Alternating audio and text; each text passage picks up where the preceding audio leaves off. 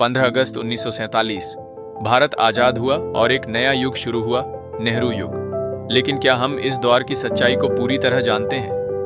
आज हम परत दर परत खोलेंगे नेहरू के उस समय के फैसलों के राज जो भारत के नए इतिहास को हमेशा के लिए बदल गए। आजादी के बाद पंडित जवाहरलाल नेहरू भारत के पहले प्रधानमंत्री बने। उनके सामने थी टूटी फूटी अर्थव्यवस्था, लाखों शरणार्थी और एक बंटा हुआ देश।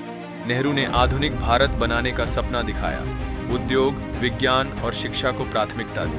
उन्होंने IITs, AIIMs जैसे संस्थान शुरू किए, बड़े बांध और कारखाने बनाए, जिसे उन्होंने कहा भारत के आधुनिक मंदिर। विदेश नीति में नेहरू ने गुटनिरपेक्ष आंदोलन यानी नॉन अलाइंड मूवमेंट शुरू किया।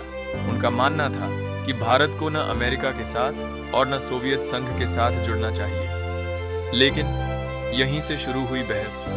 क्या चीन पर नेहरू का भरोसा एक बड़ी भूल थी?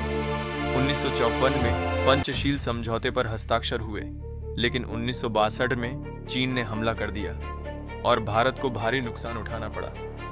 नेहरू युग का एक और बड़ा विवाद, कश्मीर मसला।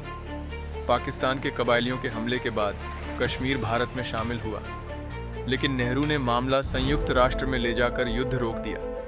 इस फैसले ने दशकों तक कश्मीर को विवादित बनाए रखा। कुछ लोग कहते हैं यह एक कूटनीतिक गलती थी, तो कुछ मानते हैं यह आगे के संघर्ष को रोकने की कोशिश थी। आर्थिक रूप से नेहरू ने समाजवादी मॉडल अपनाया। इसमें सरकारी नियंत्रण ज्यादा था, निजी उद्योग पर रोकथाम भी। नतीजा, कुछ क्षेत्रों में विकास तेज हुआ, लेकिन गरीबी और बेरोजगारी बड़ी चुनौती बनी रही। नेहरू की नीतियों ने भारत को एक ठोस बुनियाद दी, लेकिन आलोचक कहते हैं कि अगर आर्थिक आजादी जल्दी दी जाती तो भारत और तेज बढ़ता।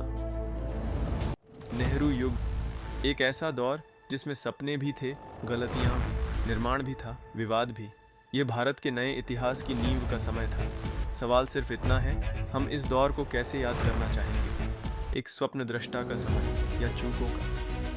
आपके अनुसार नेहरू युग की सबसे बड़ी उपलब्धि और सबसे बड़ी गलती क्या थी? कमेंट में जरूर बताइए।